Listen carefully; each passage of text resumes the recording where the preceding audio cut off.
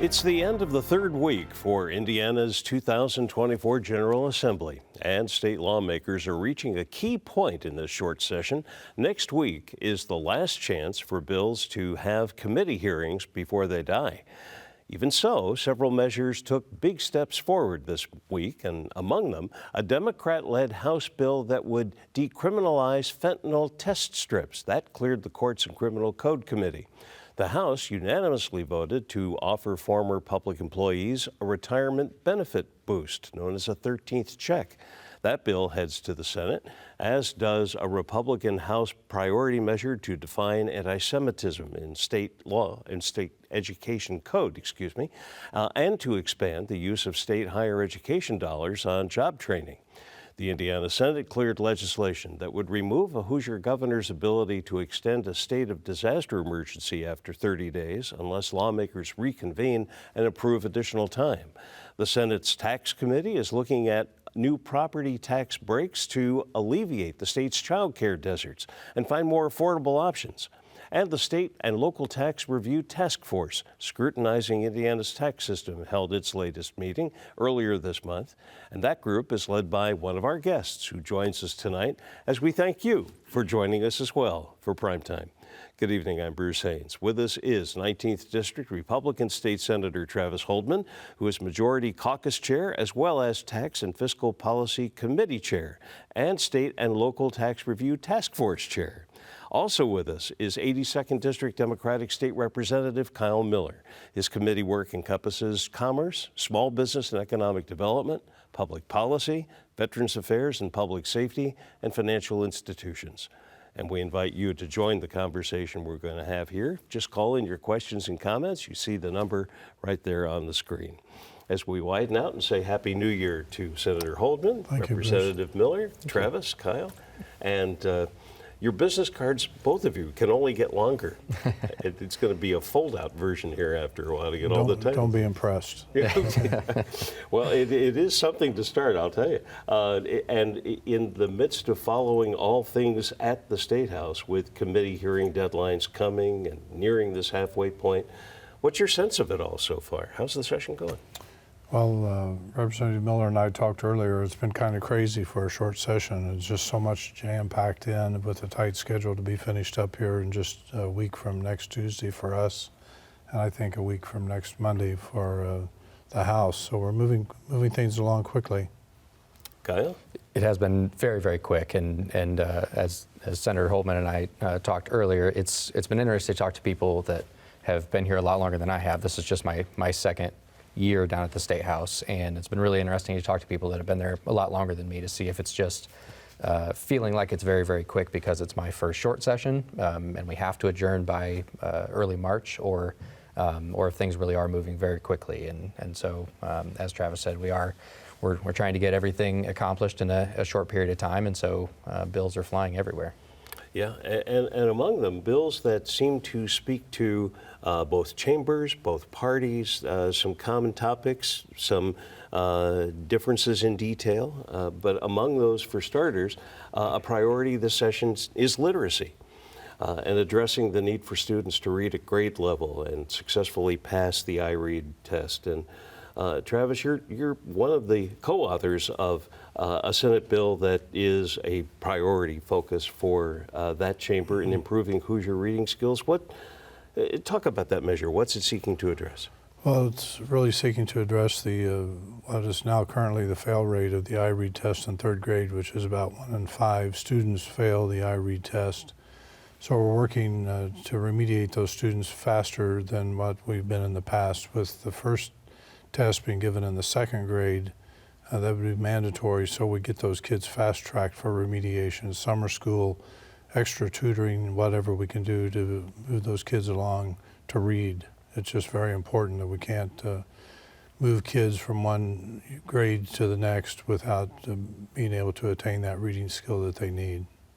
I understand that the measure cleared the Senate Appropriations Committee Thursday, and so it will be moving to the full chamber. And sounds like the Education Secretary, I believe it was, said that there could be funds to start rolling out testing some of these themes for summer school and the science of reading. Science of reading, yeah. A lot of the additional funds are absorbable with what we already have in the coffers, and so it's not going to take extra dollars necessarily. We'll just have to move some dollars around to make that work. And Kyle, solving the third grade reading proficiency crisis, that's a focus in the House for both parties, but certainly key on the Democrats' agenda. Yeah, it absolutely is. I think we all recognize that there is an issue. We have, as Senator Holdman said, we have a pretty high fail rate on the iRead. And so I will obviously have the debate in the House as it's happened in the Senate too. And I think that we will develop different ideas for how to affect that, how to change that. I think that I applaud the effort to move testing back, because I think that if at third grade it's almost too late for some of these students, and if we lose them and they go further beyond that, we kind of have lost them for good. And so the further we can kind of roll that back to second, first grade, and kind of test and see where our students are and remediate those students that need that help before they hit that big third grade benchmark, I think is really good. I think part of the problem is really we're growing out of the pandemic. Because the other issue, it's not a priority bill, but one of the things we're taking a look at is just the truancy rate is really high, and parents are not diligent as they should be to get their kids to school, and the truancy rate is really kind of off the charts right now, and so we need to do all we can to keep the kids in school, because it all relates to learning. And reading is just a result, or the lack of reading skills is just a result of that truancy and that lack of discipline. Wow. Another shared topic between the chambers is the notion of increasing access to affordable, high-quality childcare. Indiana lawmakers looking at making, for example, for-profit childcare providers tax exempt, maybe providing some new property tax breaks to alleviate the state's childcare deserts, there as identified. This is a big measure, Senator, for you. And how does this particular approach incentivize childcare? Well, the one bill that we have that Senator Rogers, that I'm a co-author on, just allows for a tax credit or an exemption on the property tax side for employers that use a portion of their business to house a daycare center or child care center. So we're really doing what we can because of the lack of workforce. And one of the main problems we have for folks who can't join the workforce is they have children at home and they need daycare for those kids. So we got to do what we can to support the family, which at the same time gets those people back to work. Mm-hmm. And again, a shared theme on the House side too. Yeah, we House Democrats have recognized this as a critical issue for many, many years now, and it really has become a workforce issue. I say this to people and they kind of chuckle, but it's true. It's sometimes too expensive for folks to work, and because of the massive cost of childcare. And so there are really great ideas flying around about how to fix that and how to alleviate some of that. I think now that it's affecting our workforce, the business community can really come together with our policymakers and develop some of these solutions that allow for more access to childcare and a reduced cost in childcare to get some of these people back to work. How much of this legislation is possible in a short session where historically we're not, things that involve a fiscal impact often are deferred to the following year? Well, so many of the things that have to do with childcare have to do with rules and regulations, and so we're looking at what we can do to lessen the rules and regulations on childcare providers. For instance, one of the things that we are looking to do is to allow for 16 and 17-year-olds to work as long as they're supervised in a daycare center on a part-time basis, so after school or evenings. Summertime, 16 and 17-year-olds could work in a daycare center or provide that daycare. So we're looking at all kinds of ways to lessen the rules and regulations. We also have the option to do, I think there's 6 or 7 pilot programs that we're looking to put in place to do pretty much like what charter schools do, that they start with no rules and you make the rules as you go, so that we just don't overburden folks with too many rules and regulations on child care. But keeping in mind child safety is the most important part of that. Yeah. I think Travis makes a great point too about the differences between a long session and a short session. Obviously, in a short session, we aren't going to open up the budget and start taking money out, putting money in, and things like that. And so, so many of these big issues like childcare access have multiple parts to them. There are rules and regulations that we need to take a look at, and there are fiscal impacts that we need to take a look at, and things we can do with the state budget to ease some of those issues. And so a short session is really the perfect time to, since we know we can't talk about the financial side of things, let's look at the rules and regulations of not just this issue, but multiple issues, and see what can we do in this time frame so we don't have to have those debates. We can have broader debates on the fiscal impact of these issues in a longer session. Both of you touched on this, and the idea that this is a workforce issue, which may not necessarily be the first thing you get to when you hear the words childcare. But I wanted to get your thoughts on Andrew Berger's comments. He is with the Indiana Manufacturers Association. Says there are 20,000 active manufacturing openings in Indiana, but without better child care, filling those will be difficult. And he literally called it an economic development issue. Yeah, it's Senator Holdman and I have worked together long enough that hopefully he knows that I don't get too partisan. But this is something that House Democrats have been saying for a long time. The access to child care has been a barrier for not just workforce, but other issues as well. And so, the fact that it's now become a workforce issue and we're addressing it as such is great. We quite honestly don't care what the impetus for looking at it very deeply is. And so it absolutely is a workforce issue. And we all in the legislature are thrilled that it's getting a look and seeing what we can do about it. I think we've lost so many daycare providers, and so our capacity is wide open right now. We just have so many openings for daycare centers that have gone out of business. We lost, anecdotally, I know we've lost a number of churches who provided daycare programs, but the pandemic came along and put them out of business. And a lot of them did not start back up. And so it's really put us at a loss for daycare centers. But we need something to expand capacity right now because we're just really coming up short on providers. Yeah. And we are on prime time here this evening with State Senator Travis Holdman, State Representative Kyle Miller, and we encourage you to join us, as Fred has. And so let's bring Fred on board. Go ahead, sir, with your question or comment, please. The question I have is, having lost it in the House bill last year, is the 13th check for retirees being revived in either chamber? And finally, congratulations to Representative Miller and the good work, and especially Senator Holdman and his work with the caucus. Thank you. Well, Fred, thank you very much. Why don't we start on the House side with the 13th check? First of all, what do we mean by that? So the 13th check would provide an additional check from state funds for our Hoosier retirees. They're on the public retirement system. And so it's been part of the House Democrats' agenda to get that passed through the House. Travis, you can correct me if I'm wrong. I believe the House passed it last year as well, and it died in the Senate.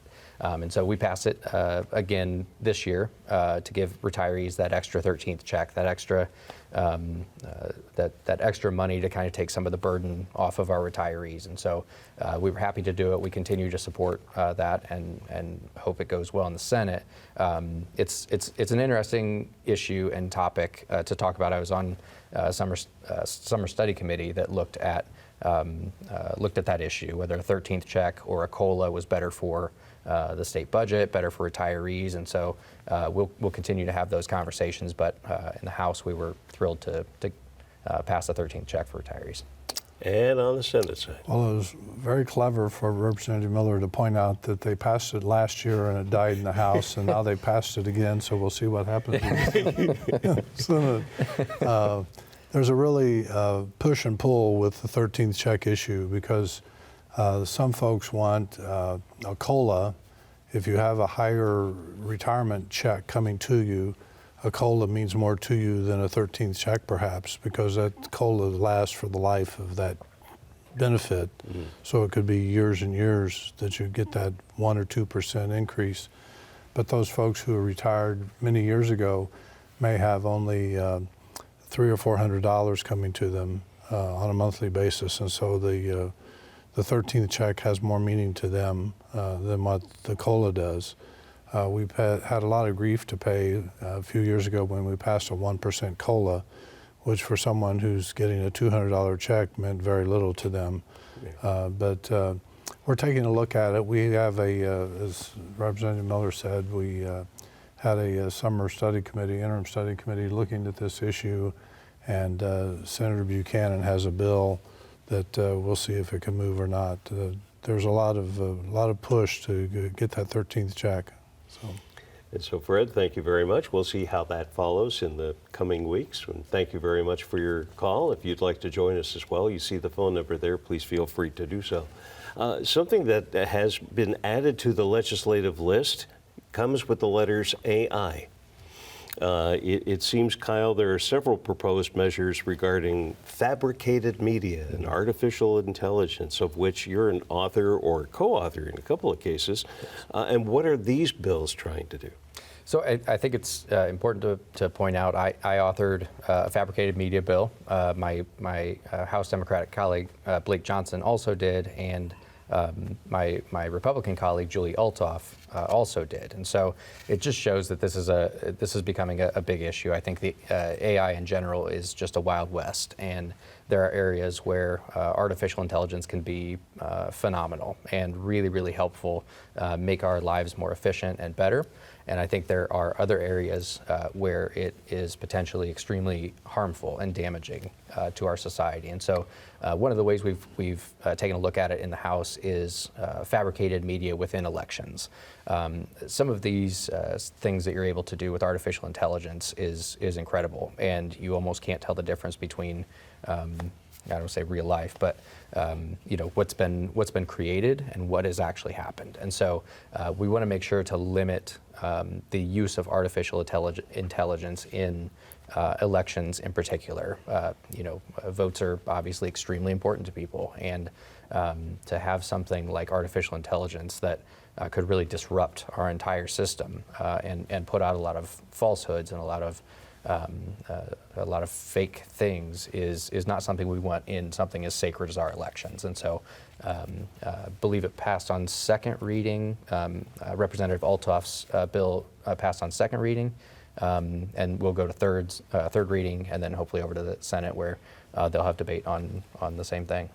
Are you hearing anything AI-ish in the Senate? We are. We have a bill, I can't recall which state senator has the AI bill that they're pushing forward with, but I agree with Kyle that it's very dangerous in this new territory that we're moving into, and prevention is the difficult part. When somebody commits a crime or does a bad thing involving AI, we try to pick up the pieces after that occurs, but elections and criminal acts and those kind of things are very dangerous, and it's just one of those things we've got to stay on top of, or get on top of, probably would be the best term to use. Yeah, it seems like a whole new category of activity across, I'm sure, all 50 states and beyond. So, one thing, though, that remains familiar, if we're not talking about death, we're talking about Texas. We have a gentleman here who has stepped forward, and with the State and Local Tax Review Task Force from Senate Enrolled Act 3 from just a year ago, seems like only yesterday. Yes. This show can't end without asking, how's it going in its, first year plus? It's going well. We started last September with our first hearing. We met in September, October, November, took December off, and we actually had a meeting in January, as you mentioned earlier. And we heard from experts from all over the country coming to us, talking to us, and doing sort of a comparative analysis of where Indiana lands with other states, and some recommendations on what to do and what not to do if we're going to change the tax structure in the state to be more equitable, but at the same time be more attractive, to keep our folks here from moving out of state when they become retired, keep our young people here and attract business to the state of Indiana, new people coming in. The January meeting was the first meeting where we've actually had testimony from citizens to come and speak to us, and so we had a lot of groups. We'll have one more meeting in April where I'll chair the committee, and then I turn the chair over to Representative Thompson, who chairs the House Ways and Means Committee, and he will finish it out, and we'll start to put some meat on the bones to take a look at what we can actually do with taxes and taxation in the state of Indiana.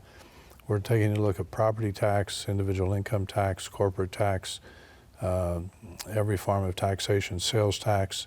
We're looking at everything to see what we can do to even things up and make things more fair than what they have been.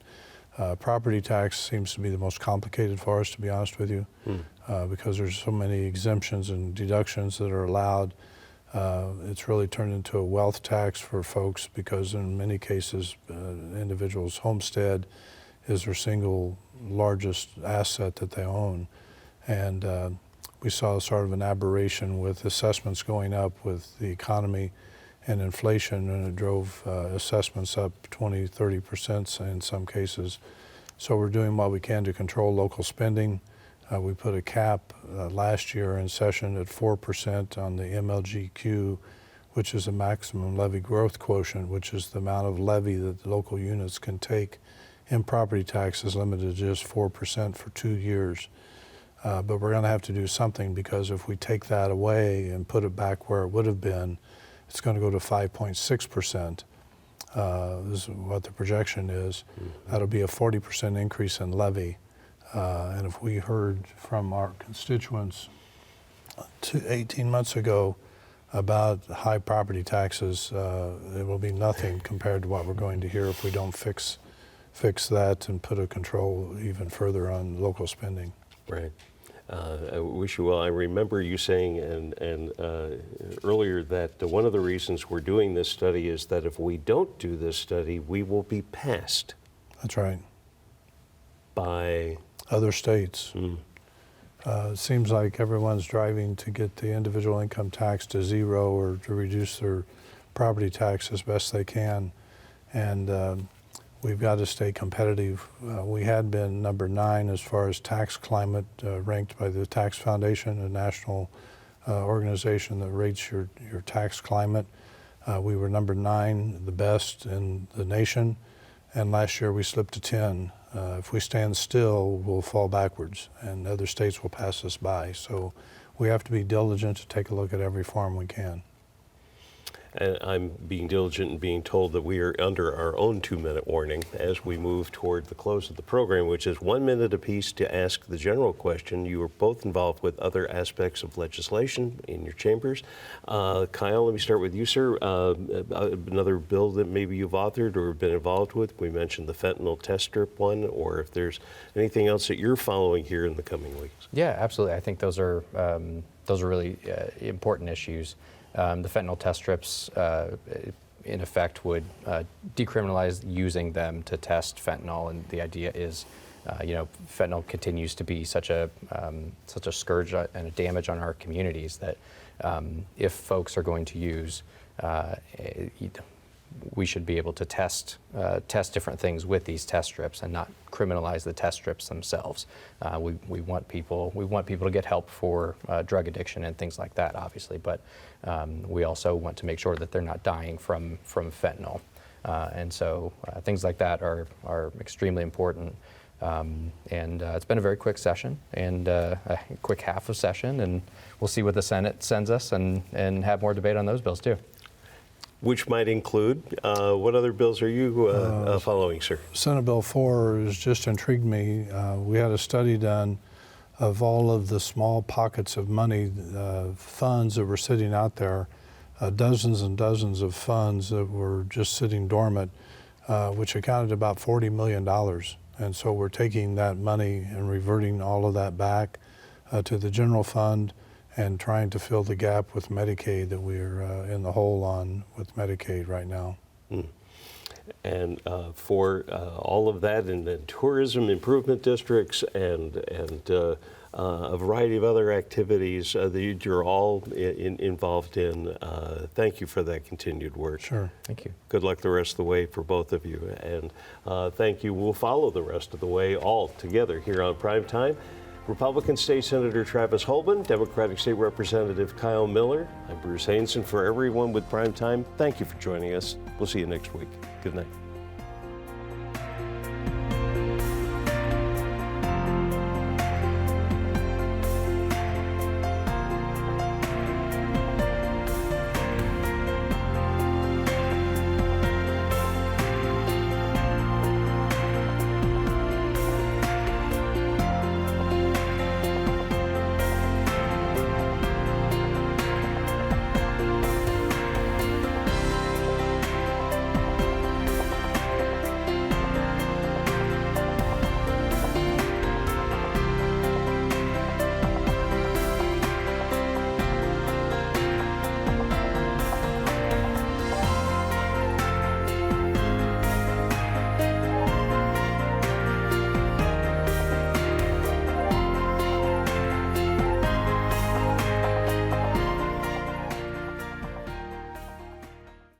The preceding program on PBS Fort Wayne was made possible in part by Businesses constantly evolve.